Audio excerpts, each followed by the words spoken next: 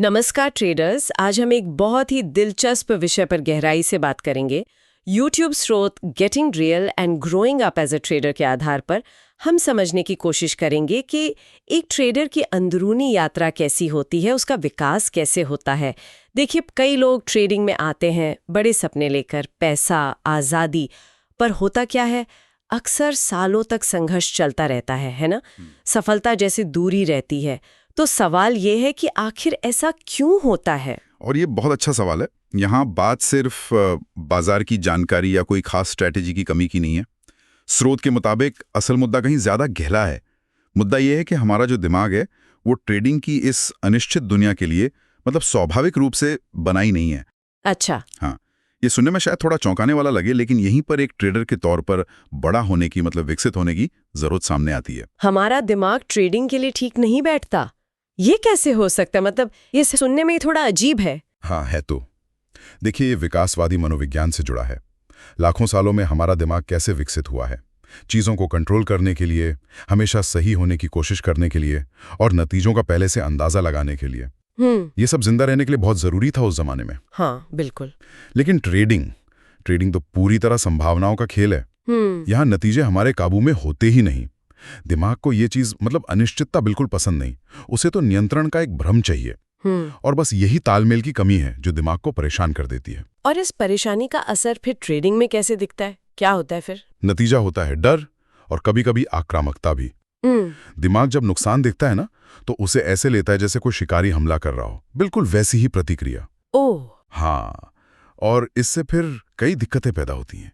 जैसे सही मौका सामने है पर ट्रेड लेने में झिझक हो रही है, या फिर पिछले घाटे की भरपाई करने के चक्कर में गुस्से में आकर और ज्यादा ट्रेड कर लेना, जिसे रिवेंज ट्रेडिंग कहते हैं।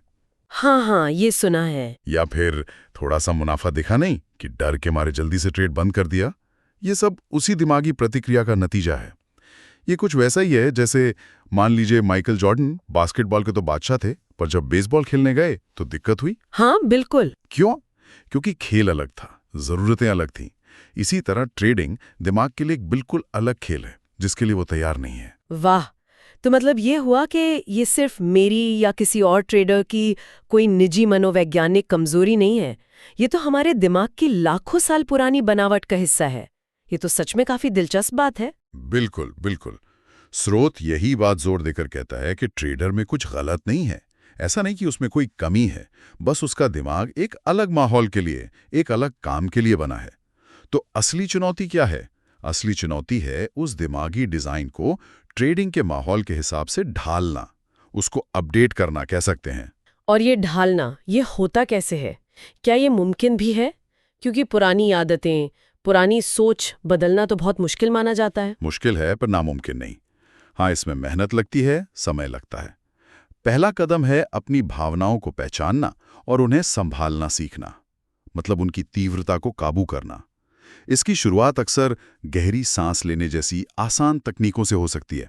बस रुककर सांस लेना। फिर आता है माइंडफुलनेस, यानी सचेतनता का अभ्यास। अपने विचारों को बस देखना, जैसे वो बादल हों आसमान में। उनसे थोड़ी दूरी बनाना और ये समझना कि आप अपने विचार नहीं हैं। विचार तो आते जाते रहते हैं। अच्छा, ये माइंडफुलनेस वाला कॉन्सेप्ट। हाँ। और फिर वो एक नया मन बनाने वाली बात थी स्रोत में, उसका क्या मतलब है? हाँ, वो बहुत महत्वपूर्ण है। स्रोत बताता है कि जैसे डर और गुस्सा हमारे अंदर हैं, वो हमारी पुरानी प्रोग्रामिंग का हिस्सा हैं। वैसे ही अनुशासन, हिम्मत, खुद के प्रति सहानुभूति रखना और निष्पक्ष रहना, ये गुण भी हमारे अंदर मौजूद हैं। बस हमें इन गुणों को जानबूझकर सचेत रूप से विकसित करना होता है, मजबूत बनाना होता है, ताकि जब बाजार में अनिश्चितता आए, मुश्किल हालात बने, तो डर वाली पुरानी ऑटोमेटिक प्रोग्रामिंग की जगह ये नए विकसित गुण हावी हों। आपकी प्रतिक्रिया डर से नहीं बल्कि अनुशासन और हिम्मत से आए।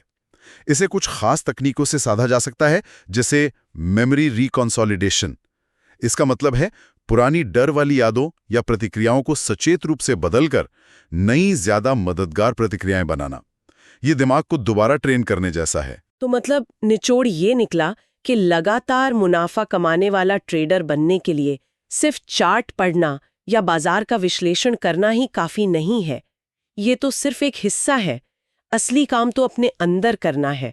अपने डर और प्रतिक्रियाओं के सिस्टम को ही बदलना होगा, उसे ट्रेडिंग के लिए तैयार करना होगा। सचमुच ये एक तरह से मानसिक तौर पे बड़ा होना है। एकदम सही कहा आपने, बिल्कुल यही बात है। पहले ये समझना कि हमारा दिमाग काम कैसे करता है, खासकर ट्रेडिंग के दबाव में, और फिर जानबूझकर वो मानसिक और भावनात्मक क्षमताएं विकसित करना जो ट्रेडिंग की इस स्वाभाविक अनिश्चितता को झेल सकें। स्रोत के अनुसार एक ट्रेडर का असली विकास, असली ग्रोथ यही होती है। ये बुल्स बीएस ब्रांड्स पर हम इसी मानसिक मजबूती पर तो जोर देते हैं। ये वाकई सोचने वाली बात है। और सिर्फ ट्रेडिंग में ही नहीं, शायद जीवन में और भी बहुत सी ऐसी जगह हैं जहां हमारे दिमाग की वो पुरानी लाखों साल पुरानी बनावट आज की इस तेज रफ्तार आधुनिक दुनिया के हिसाब से पूरी तरह फिट नहीं बैठती। और हमें शायद वहां भी इसी तरह सचेत होकर खुद को ढालना पड़ता है, सीखना पड़ता है और सही मायनों में बड़ा होना पड़ता है। क्या कहते हैं आप?